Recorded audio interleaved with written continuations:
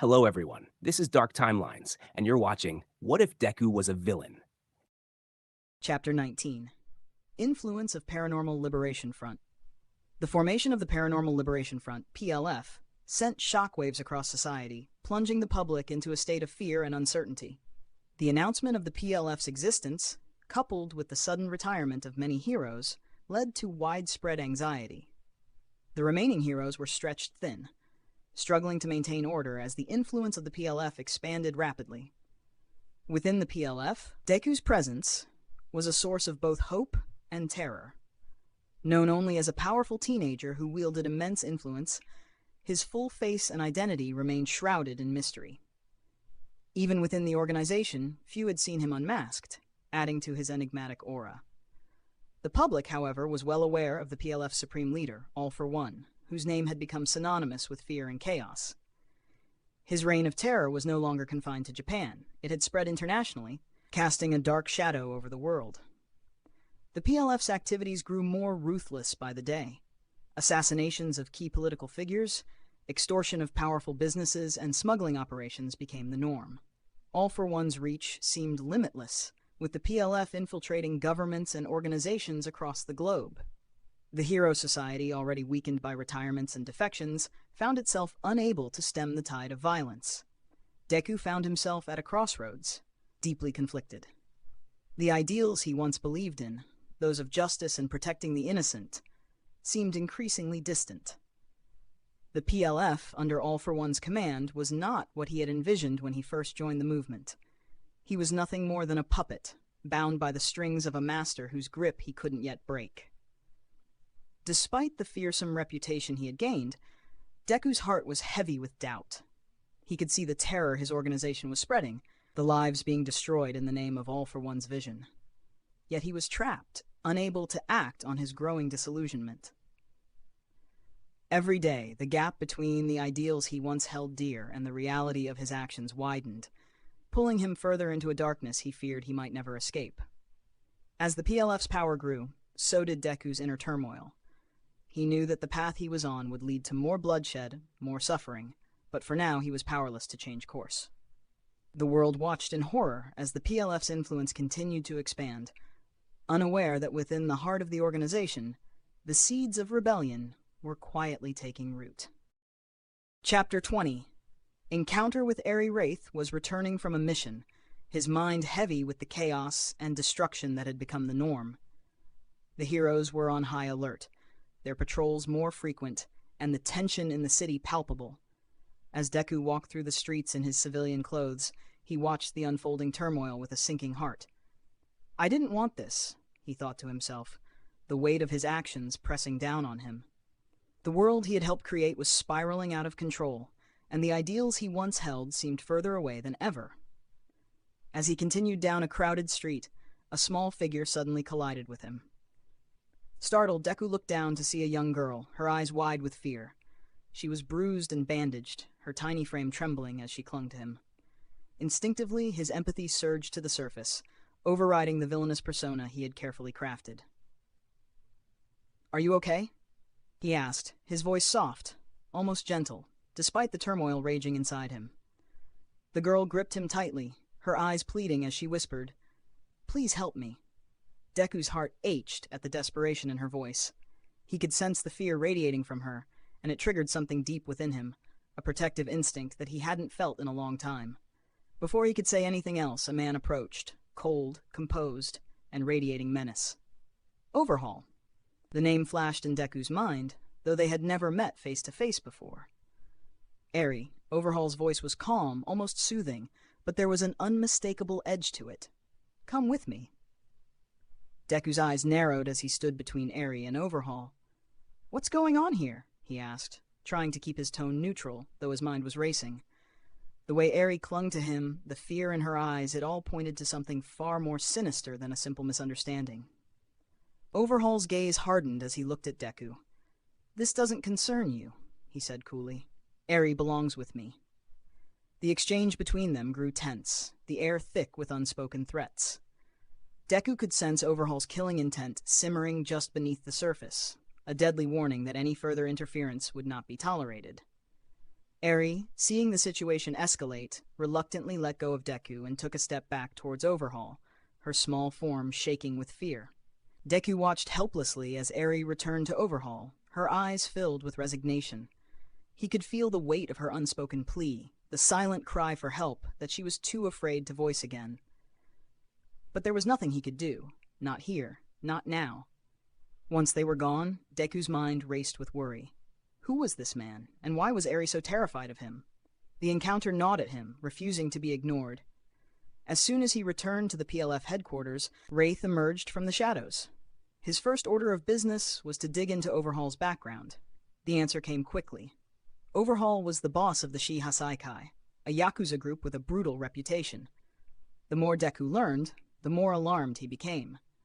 Overhaul was dangerous, and Eri was in the center of something far darker than Deku had initially realized. His concern grew into resolve. This wasn't just another mission. This was something personal, something he couldn't ignore. And for the first time in a long while, Deku felt a clear sense of purpose. He would find a way to save Eri, no matter what it took. Chapter 21, Shiassaikai vs. Wraith. The various Yakuza groups within Japan had increasingly found themselves aligning with the Paranormal Liberation Front, PLF, recognizing the strength and influence that the organization wielded. Among the few holdouts was the Shiassaikai, a powerful and secretive group whose allegiance had yet to be secured. The PLF, known for its ruthless tactics, sent a delegation to the Shiassaikai's base with a simple ultimatum: join us or be destroyed. Overhaul, the leader of the Shiassaikai, chose the latter without hesitation. The moment those words left Overhaul's mouth, the atmosphere within the base shifted dramatically. Kurogiri's portals opened all around the compound, surrounding the Yakuza members, trapping them within their own stronghold. Overhaul's eyes widened in shock as Wraith stepped out from one of the portals, his presence commanding and ominous. The battle began immediately, chaos erupting as the PLF members launched their assault under Wraith's direction. Wraith moved through the base like a specter, orchestrating the battle as if it were a game of chess. His mind was focused, but not on the skirmishes around him. He had only one goal: find Eri.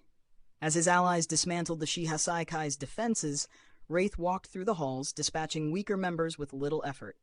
Each step brought him closer to his target. Finally, he reached a heavily guarded room, the place where Eri was being held. With a surge of determination, he burst through the door. Inside, Eri cowered in fear, her eyes wide as she recognized the infamous villain before her. She had heard the stories, the terrifying tales of Wraith's merciless nature. But then, something unexpected happened. Wraith removed his mask, revealing the face beneath. Eri's terror slowly gave way to confusion, and then to something else entirely: hope. She recognized him, not as the monster she feared, but as the same young man who had shown her kindness on the street. Deku. Before any words could be exchanged, Overhaul arrived, having fought his way through the PLF members who had been sent to stop him. His eyes narrowed as he took in the scene. Wraith, unmasked, standing protectively over Eri. The final battle was inevitable. The clash between Overhaul and Wraith was fierce, a brutal exchange of power and skill. Overhaul fought with the desperation of a man who knew his empire was crumbling, but he was no match for Wraith, whose resolve had never been stronger. As the fight raged on, Wraith's strategy and skill proved superior, overwhelming Overhaul at every turn. In a final desperate attempt to turn the tide, Overhaul aimed his weapon at Eri, hoping to use her as leverage. He fired, believing Wraith would be forced to protect the girl. Wraith did exactly that, stepping in front of the bullet to shield Eri with his body. But instead of seeing him collapse, Overhaul's eyes widened in shock. There was no reaction from Wraith. The realization struck him like a thunderbolt. Wraith was quirkless. The weapon, designed to disable quirks, had no effect on him. Wraith took advantage of Overhaul's moment of stunned disbelief. With swift, decisive movements, he disarmed Overhaul and incapacitated him, ensuring that the threat to Eri was completely neutralized. As Overhaul lay defeated, Wraith turned his attention back to Eri, his expression softening as he knelt beside her. The battle was over, but the war within Deku's heart had just begun. He had saved Eri, but at what cost? The lines between heroism and villainy were blurring, and the road ahead was more uncertain than ever. Chapter 22. All For Ones Paranoia. The Shiassaikai was no more. Overhaul had been defeated, his organization disbanded, and he was sent to Tartarus, the most secure prison for the worst of villains. Though he tried to expose the shocking truth that the infamous Wraith was quirkless, his words fell on deaf ears. No one believed him. The idea seemed too absurd, too far-fetched for anyone to take seriously. Eri, rescued from Overhaul's clutches, was now under the protection of Wraith. Deku treated her like a little sister, a beacon of innocence in the dark world he inhabited. Her trauma was severe, the scars of her past evident in her frightened eyes and timid demeanor. But under Deku's care, she began to heal, little by little. Within the PLF, Wraith had his loyal followers, members of the Vanguard Action Squad who were fiercely devoted to him. Twice, Toga, Muscular, and even the massive Gigantomachia showed an unexpected gentleness toward Eri, recognizing her importance to Wraith. As months passed, the situation in the world outside continued to evolve. At UA High, the Hero Provisional License exam concluded, marking a significant milestone for the students. These young heroes were seen as the future, the hope against the growing threat of the PLF. In response to the escalating danger, all students of the Hero course were now sent to intensive training camps, where they were to hone their quirks and prepare for the battles that lay ahead. Meanwhile, within the shadows of the PLF, All For One began to notice a troubling shift. Wraith's behavior was changing, becoming more thoughtful, more restrained. It wasn't just his actions that concerned All For One, but also the way the PLF members were beginning to rally around him. The allegiance that once belonged to All For One was now shifting. The soldiers of the PLF were more loyal to Wraith than to their supposed supreme leader. They feared Wraith more than they feared All For One, a dangerous development that threatened the very foundations of the PLF's hierarchy. The reasons were clear. Wraith had outsmarted Redestro, the PLF's original leader, showing his strategic brilliance. He commanded the loyalty of Gigantomachia, a feat that even All For One knew was no small task. His Vanguard Action Squad was dedicated to him, and his history of ruthless efficiency and successful missions had made him a figure of awe and terror within the PLF. All For One felt his grip on power slipping, the strings of control loosening with each passing day. The position he held was becoming a mere title, while the true leader in the eyes of the PLF was Wraith. This impending power struggle between them was becoming inevitable, and All For One knew he had to act before it was too late. In a calculated move to preemptively strike against Wraith, All For One made his decision. He revealed the existence of Eri to the world. The girl Wraith had fought so hard to protect, the girl who had become a symbol of his compassion in the midst of darkness, was now a target. By exposing Eri, All For One intended to provoke a reaction from Wraith, to weaken him by threatening the one thing he seemed to care about beyond his own ambitions. All For One's paranoia had set the stage for the next chapter in this deadly game, a move that would either solidify his control or unleash a conflict that could tear the PLF apart from within. Chapter 23, Heroes vs. Villains. The revelation of Eri's existence to the world had ignited a global crisis. The tension that followed was palpable, as heroes from around the globe, Russia, Belgium, the USA, India, Egypt, Japan, and beyond, converged on Japan. The battleground was set, and it was clear that the outcome would decide the fate of the world. Within the ranks of the PLF, Wraith seethed with anger and betrayal. The organization he had dedicated himself to, the very people he had given refuge to, had now turned against him. The exposure of Eri as a target not only jeopardized her safety, but also symbolized a profound personal failure for Wraith. The girl he had sworn to protect was now at the center of a global conflict, a pawn in a dangerous game orchestrated by All For One. With the influx of heroes, the Hero Course students from UA High were reluctantly recruited as child soldiers. The urgent need for additional forces was undeniable, despite the presence of numerous international heroes. The battle was fierce and brutal. Across Japan, pandemonium reigned. The streets were a chaotic mix of clashing heroes and villains, with skirmishes breaking out in every corner.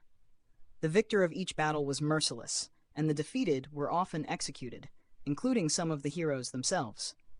The line between hero and villain blurred as the conflict escalated. Despite the chaos, the heroes pushed forward, their ultimate goal clear: reach the PLF headquarters in DEA City.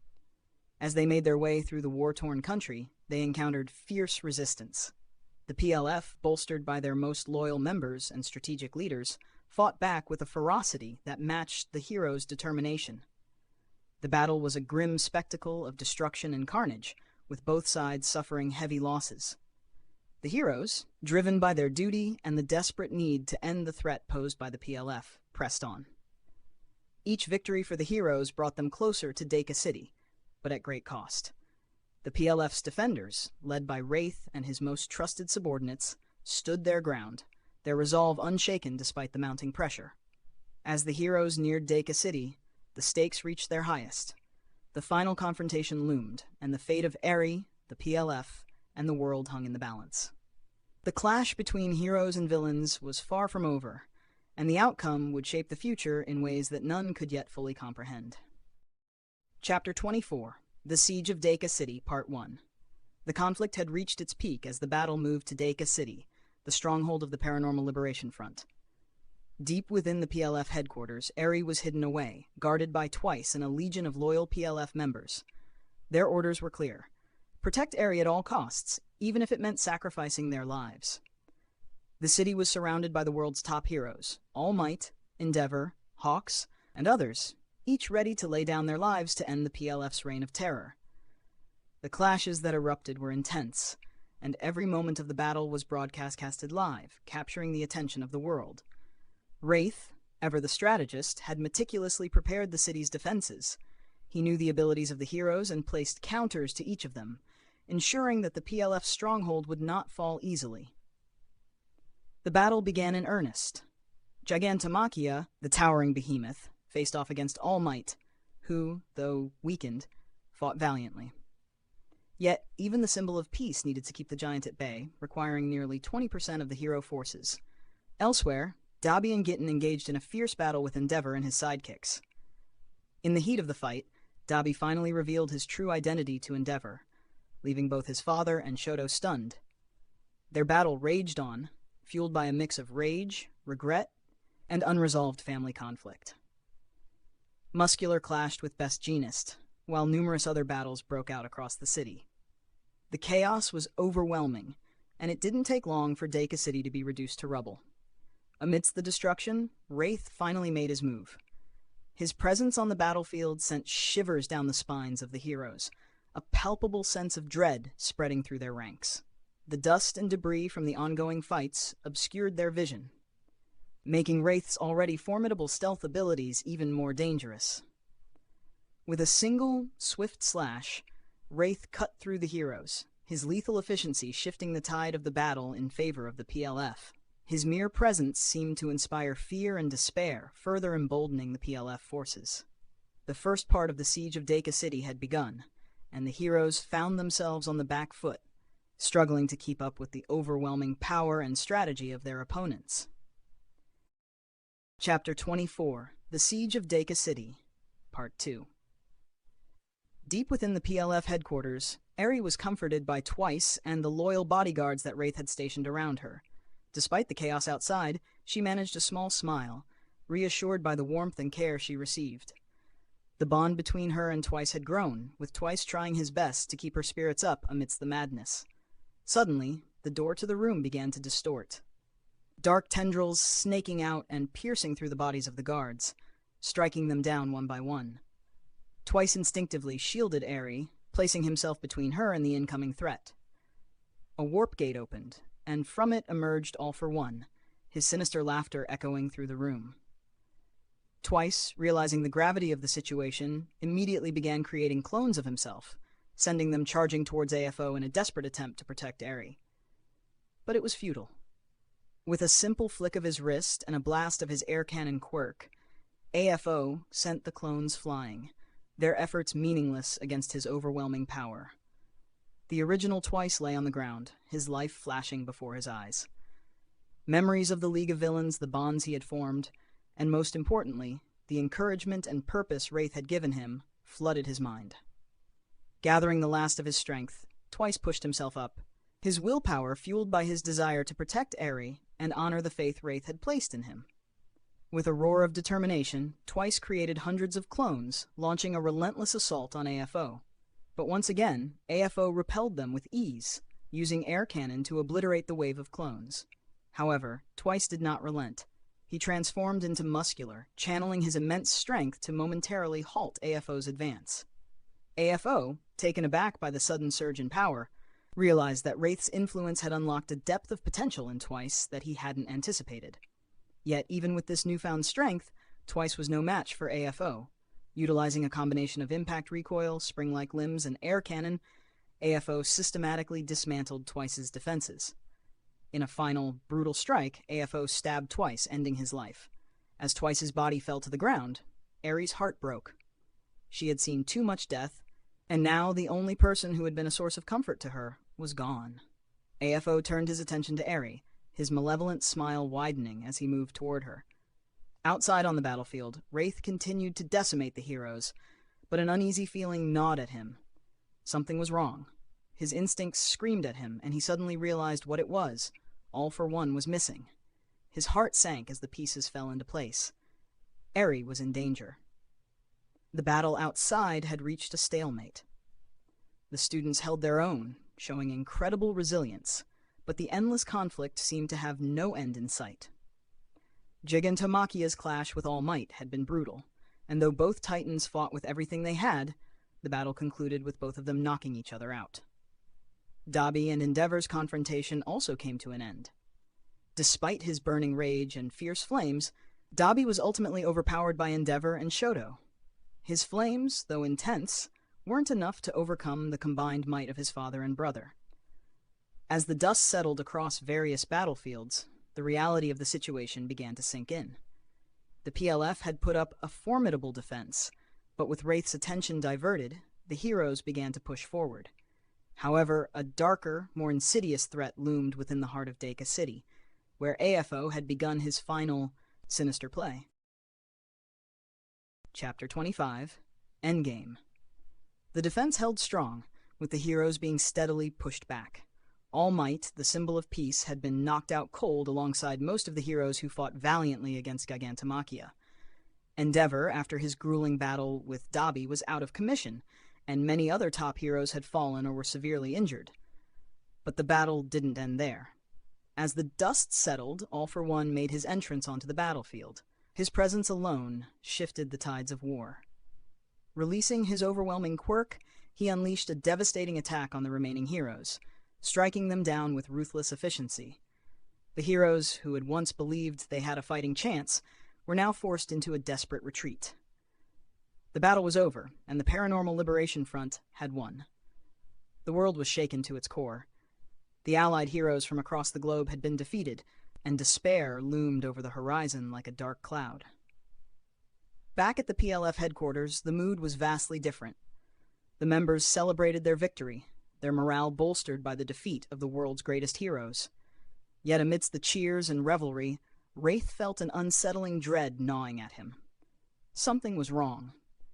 He quickly made his way to the location where Aerie was hidden, his steps growing faster as he turned the corner and was met with the stench of blood. His heart raced with fear as he sprinted towards the room, praying silently that she was okay. Wraith burst through the door, and his heart sank. The sight before him made him drop to his knees, his eyes wide with shock and disbelief. The bodies of the members he had personally assigned to protect Aerie, including Twice, lay lifeless on the ground. The sadness of losing Twice, someone who had grown to be more than just a subordinate, overwhelmed him, but it wasn't the sight of Twice that truly shattered his heart. Aerie's small body lay cold and still, her once vibrant eyes now closed forever. Memories of her flooded Wraith's mind, her innocence, her timid smile, the bond they had formed despite everything. He slowly walked towards her, his legs feeling like lead.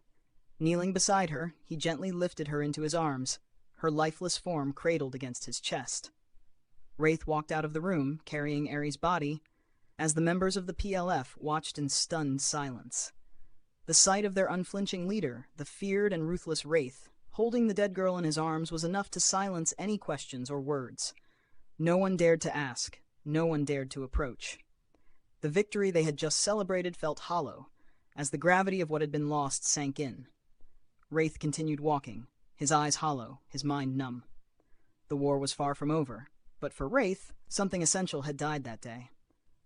As he moved through the headquarters, the weight of Ares' loss pressed down on him, more crushing than any defeat the heroes could have ever dealt.